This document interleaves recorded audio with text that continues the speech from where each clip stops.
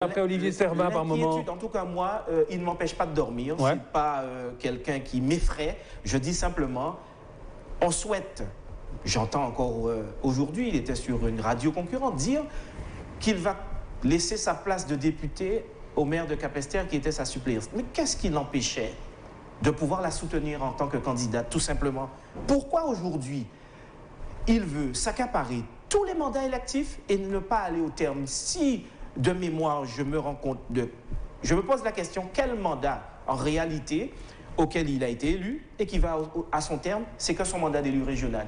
Il voulait être maire des Abîmes, il a été conseiller municipal, qu'il fasse vivre l'opposition en étant conseiller municipal. Il en démissionne pour siéger à la région. Demain, il vient d'être désigné tête de liste des causes Abîmes et ses alliés. S'il est élu maire, il va devoir se démettre de sa fonction de député. Donc, en fait, on a affaire à quelqu'un qui est leader d'une organisation, mais qui à aucun moment ne fait la promotion de ses alliés. Au dehors d'Olivier Servat, quels sont les élus des causes Abîmes? Donc c'est la politique d'un homme faite pour un homme? C'est ça que vous nous dites? Et ce n'est pas le cas chez Éric Jalton? Non, Éric Jalton est réparti. Ah. Il y a des conseillers généraux, il y a des conseillers régionaux, il y a d'autres fonctions qui peuvent être incarnées par d'autres personnes.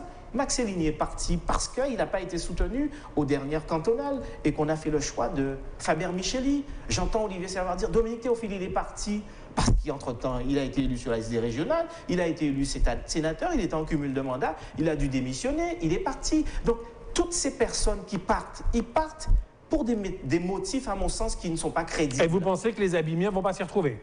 C'est ça que vous nous dites? Les Abîmiens sont éclairés.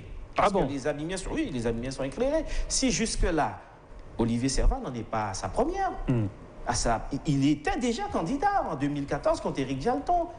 Pourtant, il réunissait 8000 personnes au Bord-à-Vinla. Il a été battu dès le premier tour des élections municipales. Les gens... Avec quelques 7000 voix, hein, c'est ça? Oui, à peu mais près. Je demande à voir si en 2020, ces 7000 voix seront au rendez-vous. Et je prends le pari avec vous qu'en 2020, nous verrons qu'est-ce qui reste de ces 7000 voix. Puisqu'entre-temps, sur 8 élus que sa liste a obtenus, il y en a 4 qui nous ont rejoints. Puisqu'il parle de ceux qui partent de chez nous, mais il ne parle pas de ceux qui partent de chez eux. Donc il y a de la désaffection des deux côtés. Au final, c'est kiff-kiff. Mais c'est normal, c'est la vie politique. Vous avez des gens qui sont là parce qu'ils ont des ambitions politiques et qui souhaitent... Des ambitions personnelles ou des ambitions politiques? Très souvent des ambitions personnelles. Mais dans votre camp aussi? Écoutez, c'est la vie politique, je vous répète. Moi, je sais respecter la démocratie, je sais respecter la discipline collective. Et je demande à mes collègues d'en faire autant. J'ai été candidat à la candidature pour les législatives face à Rosan Rosuel. Il a été désigné, je me suis rangé, j'ai fait campagne pour lui.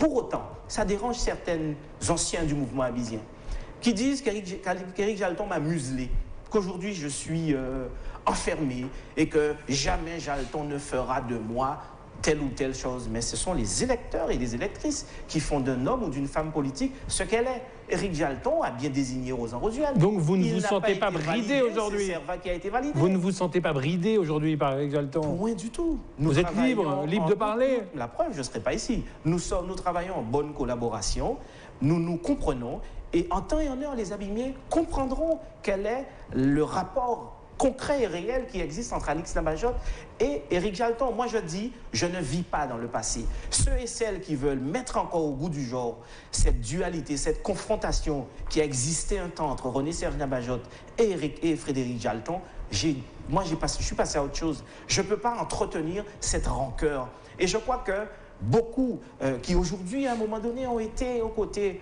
de René-Serge Nabajotte, ensuite Daniel Marsin, se retrouvent aux côtés de Servat, mais c'est libre à eux de ne pas aimer Jalton ou de ne pas aimer... Et c'est libre à eux d'aimer Servat. Et c'est libre à eux d'aimer Servat. On est d'accord là-dessus. Mais il vous a promis quelque chose, Éric Jalton? Non, moi je ne crois pas aux promesses politiques. J'estime que j'ai un potentiel, j'ai des capacités. On a besoin de moi à telle ou telle fonction, je répondrai. C'est vous qui lui succéderez? Ça peut faire partie du deal? Ça peut faire partie du choix de la frappe, puisque c'est quand même une organisation politique. S'il y a une volonté que je succède à Éric Jalton, Si je m'en sens prêt et j'estime avoir les capacités à le faire, je répondrai oui. Mais je ne peux pas d'ores et déjà anticiper en allant clamer sur les toits que c'est moi qui succéderai à Éric Jalton. J'estime en avoir les capacités à ce jour. Ça fera partie d'une large concertation avec les collègues élus, avec les militants de la frappe, et ensemble nous déciderons de quel est aujourd'hui le meilleur profil pour succéder à Éric Jalton. Ça se passe comme ça à la frappe. Cette campagne, elle est partie assez fort sur les réseaux sociaux, notamment sur WhatsApp. J'ai posé la même question hier à Max Cellini. Comment on fait pour éviter les dérives de répondre toute la journée les uns avec les autres? Il y a beaucoup d'invectives. Écoutez, ça vous inspire quoi? J'étais moi-même intégré dans 3 groupes piges, 1, 2, 3, 4. Quand j'ai vu la tournure, je me suis retiré. J'estime que la contradiction, elle doit être portée partout où c'est possible, où c'est nécessaire. Les réseaux sociaux, oui, c'est un phénomène nouveau. WhatsApp, Facebook, Twitter, bref. Mais et ça peut déraper rapidement, quand même. Ça dérape tout le temps. Ça dérape tout le temps, puisque des gens qui se cachent derrière des pseudos, qui invectivent, qui attaquent. Des deux côtés, d'ailleurs. Moi, je préfère le terrain politique, physique. La rue. La rue, le face-à-face. On a tel ou tel sujet sur lequel on peut discuter, mais qu'on se voit, qu'on en discute, qu'on en débatte. Donc ce n'est qu'un outil supplémentaire, il ne sera pas décisif? Absolument, c'est un outil supplémentaire, c'est un outil de communication. Mais trop de communication tue la communication. Il faut qu'elle se fasse, mais qu'elle se fasse sainement. Et aujourd'hui, quand on voit tout ce qui circule, regardez le jeune qui a perdu sa vie, tout ce qui a été dit. Donc il faut être prudent quand on manie la communication, surtout les nouvelles technologies. Je ne suis pas opposé parce que maintenant ça a été intégré dans la vie politique. Tous les hommes politiques nationaux utilisent les réseaux sociaux, mais il faut que ça soit utilisé à bon escient.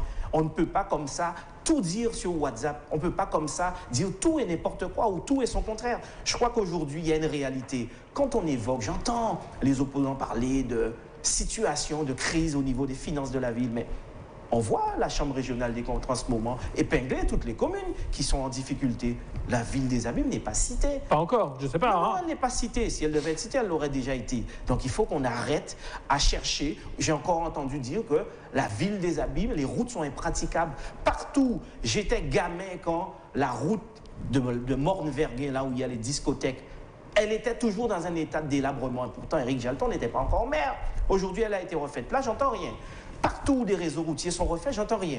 Mais chaque fois où il y a un souci, récemment une entreprise qui fait de la dératisation dans une école, eh bien c'est le maire des Abîmes qui a pris son sac, qui est parti avec des sachets de Morora et qui les a distribués. Tout ce qui fonctionne pas aux Abîmes, c'est Éric Jalton. Mais quand ça fonctionne, on n'entend plus rien. On peut être opposant, mais qu'on soit opposant sur le fond. Merci à vous, Alex Nabajat. C'est moi qui vous remercie. Très bonne fin de journée sur l'antenne de TV. On se retrouve très vite pour un nouveau numéro de Questions sans détour.